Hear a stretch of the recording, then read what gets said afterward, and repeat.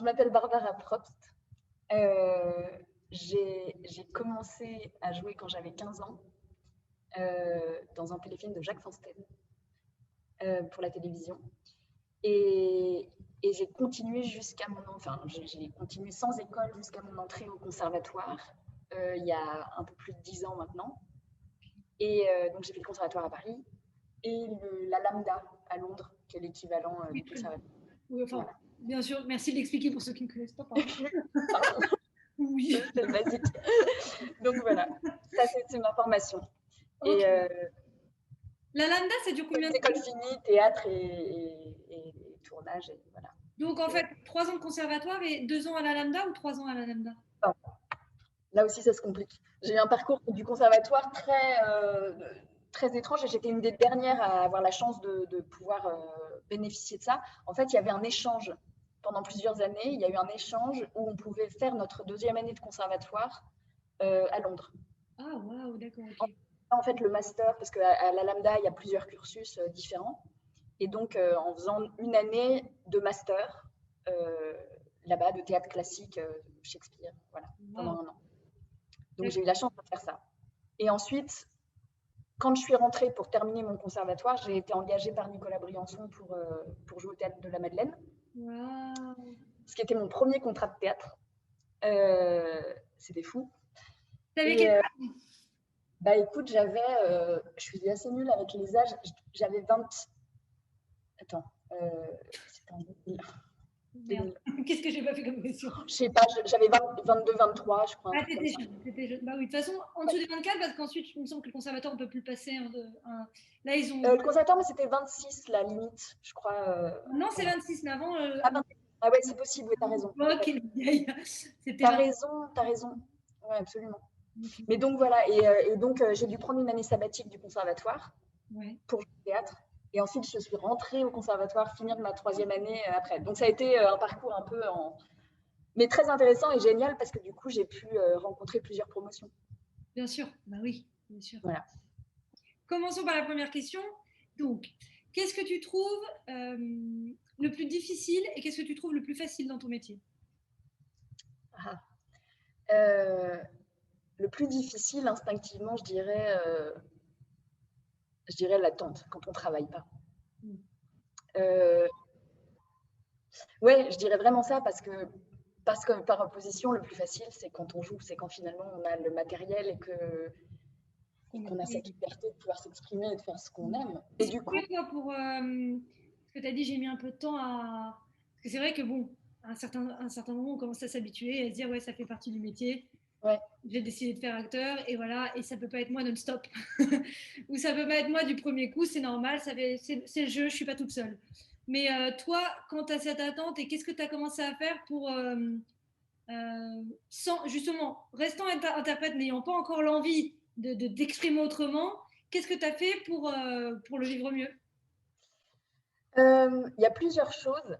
Il y a déjà, tu vois ce que tu dis sur quand tu dis il y a d'autres, enfin, je suis pas la seule sur un casting. Quand tu, je pense que je l'ai déconstruit à l'envers, c'est-à-dire que sur les castings que j'ai réussi, au bout d'un moment, j'ai essayé d'analyser et de regarder, et en fait, il y a vraiment des rencontres. Et je parle même pas des rencontres avec un réal ou tout ça, mais vraiment des rencontres avec un rôle, quoi. Enfin, c'est un peu les rôles que j'ai eus et sur lesquels je me suis vraiment amusée au casting. On peut même pas l'expliquer. Tu sais, c'est des sentiments comme quand tu sais qu'il va pleuvoir ou comme quand tu sais, enfin, tu sais, des trucs que tu, ou C'est juste, évident. je sais que je suis une femme. Tu vois ce que je veux dire? Genre avec des choses tellement Évident. intra. Et en fait, au moment du casting, ce sentiment qui vient de je ne sais où, on est au bon endroit. Enfin, moi, en tout cas, ça m'a permis de relativiser parce que tout d'un coup, euh, on ne peut pas avoir tous les rôles. Tout à fait. Et, et quand on n'a pas un rôle, c'est qu'il appartenait à quelqu'un d'autre. Enfin, il y a ce truc un peu de. Euh, enfin, ouais, j'ai peut-être un truc hyper fataliste avec ça, quoi. Entre les trucs, il y Ouais. a plus de trucs. C'est que déjà, en faisant cette déconstruction-là, je me suis. Puisque ce qui est plus facile et ce qui est le plus. Le, ce qui me donne de la joie, c'est de jouer. Mm -hmm. Je me suis bien rendu compte quand que dans notre métier, en vérité, le moment où on joue le plus, c'est les castings. Et donc, en fait, c'est de ne plus regarder le casting. Comment? Ou le théâtre. Oui, ou le théâtre. Non, bien sûr. Mais il y a vraiment ce moment, en tout cas, même pour les auditions de théâtre, même avant d'avoir un rôle, ces moments d'audition qui ont peut-être, tu vois, il y a quelques années, je pense que je t'aurais répondu que c'était ce qu'il y avait de plus difficile. Et ça ne veut pas dire qu'aujourd'hui, ils sont tous fantastiques et que je m'éclate à chaque fois. En tout cas, j'essaye, pour mon petit bonheur personnel, de me dire que chaque audition, c'est un moment de jeu, en fait. Plus qu'un moment où on va me choisir. Tout à fait. Et d'en faire un vrai jeu. Et là, maintenant, c'est un kiff, quoi. Donc là, par exemple, ce matin, je faisais un casting. Je me suis amusée. Tu vois? Non, mais c'est bête, mais c'est juste de se dire... Comme ça. Comment? Tu n'es pas tout le temps comme ça. Je ne me fais pas des petites boucles tous les matins. Non. J'aimerais bien, mais non. Alors, ma deuxième question.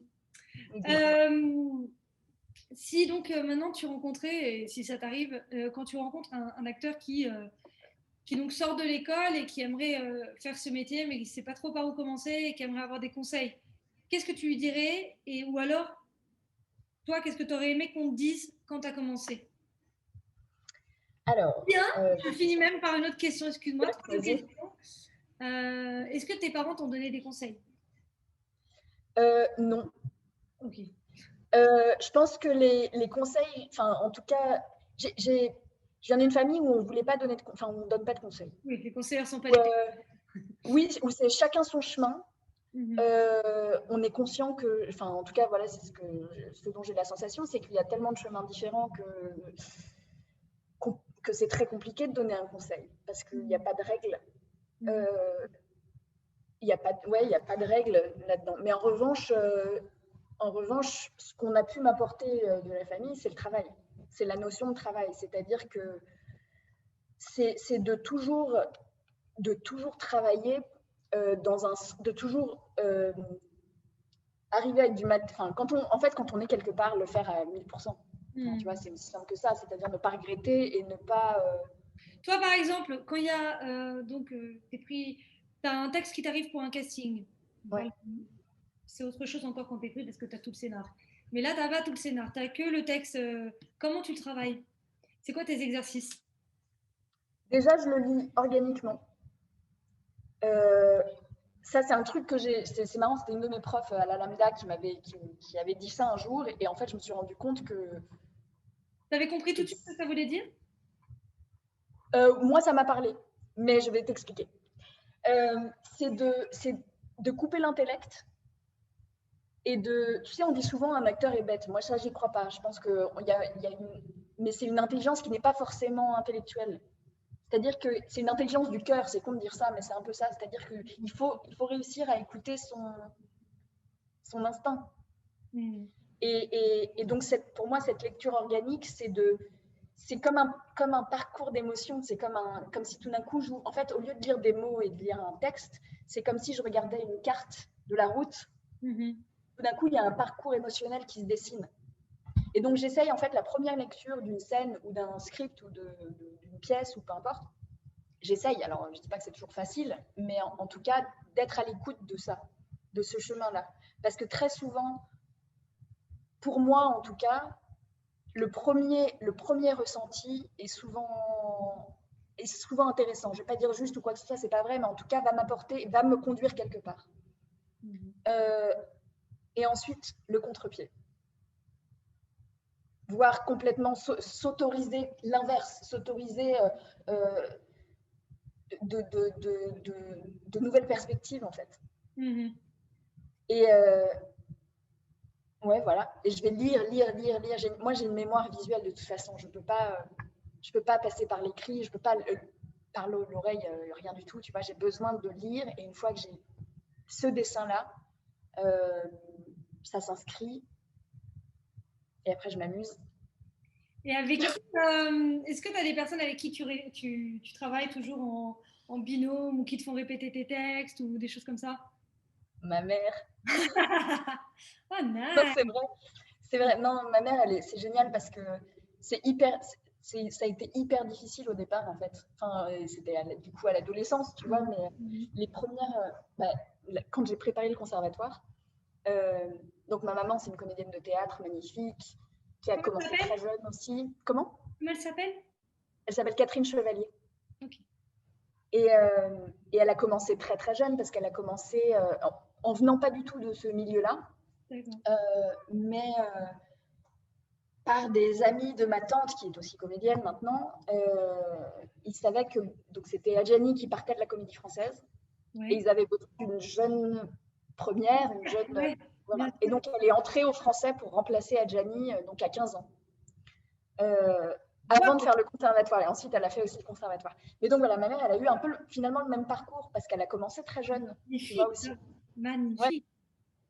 Et, et du coup, maintenant, maman, elle s'est vraiment pris genre en plein le tunnel des 50, parce que j'ose espérer que les choses vont changer pour les actrices. Ça commence à bouger, et j'espère que ça continuera à bouger, et on sera peut-être les premières générations à bénéficier de plus de rôles et de plus de, L'histoire. voilà, de plus d'existence dans ce métier, passé un certain âge. Mais en tout cas, la génération de ma mère, ça a été extrêmement violent. Tu vois, à 50 ans, tout d'un coup, il n'y a, plus rien, quoi. Et encore 50 ans, je suis sympa, tu vois, mais elle a eu de la chance de pousser en tout cas jusque-là. Et là, ça revient, tu vois, passer à un certain point, ça y est, ça revient. Mais ça prend, enfin, voilà, il y a vraiment un tunnel. Et ma mère est une super pédagogue. Et du coup, elle donne des cours, et elle fait du coaching pour d'autres. Wow, ok. Et moi, pour préparer le conservatoire, ça a été hyper douloureux, parce que je suis allée évidemment vers elle, parce que c'est la personne en qui j'ai le plus confiance, et j'aime son travail. Et je sais qu'on a, aujourd'hui, je sais qu'on a le même vocabulaire, tu vois, dans le travail. Mais à l'époque, tout d'un coup, pour réussir à faire tomber les barrières de pudeur, et pour que elle prenne en considération que je suis sa fille et pas n'importe quelle autre actrice ou élève, et pour moi, de mon côté, oublier que c'est ma mère et réussir à prendre on a mis du temps à trouver cette balance. Et une fois passé ça, aujourd'hui, c'est la personne avec qui je travaille le mieux et en qui j'ai une confiance totale, et avec qui on n'a presque plus besoin de parler. Donc, elle me fait beaucoup répéter mes textes quand je dois travailler. Et ça va être un mot, ça va être un regard, ça va être un signe, où tout d'un coup, bim, ça te remet sur les rails, et tu sais comment avancer. Donc, j'ai cette chance-là Ah ouais, pour le travail. Ouais. Et en même temps, il y a certains rôles où j'ai besoin de les travailler toute seule, où je sais que enfin, ça va être avec mes partenaires, enfin, tu vois, les partenaires, on va parler, il y a tout un travail toujours autour qui se dessine, qui se met en place. Mais Et enfin, dernière question, si tu rencontrais ton acteur ou ton actrice préférée, ok. ça serait quoi, donc là tu l'as en tête, ça serait quoi les 3 questions que toi tu t'aimerais lui poser? Ou si tu l'as déjà rencontré, est-ce que tu lui as posé? Oh là là. Alors, j'en ai évidemment déjà rencontré, parce qu'il y en a plein, et je pense que c'est difficile d'en mettre un. Toi, tu sais qui est ton acteur ou actrice préférée? Non, j'en ai trop. Ouais, moi aussi. Mais bon, Euh, entrer dans ce groupe-là, ouais, je sais les questions, ouais. J'en ai plein aussi. Donc... Écoute, moi déjà, je pense que je demanderais comment ils vont, enfin Ouais. comment il va, comment elle va, voilà, si ça va, si je peux, prendre 3 minutes de leur temps sans les embêter. Je pense quel est le rôle qui les a le plus marqués, enfin, et pourquoi, tu vois, à quel moment, voilà. Et puis quand est-ce qu'on travaille ensemble? La fameuse question. Ouais, parce que non, mais c'est drôle, parce qu'encore une fois, là,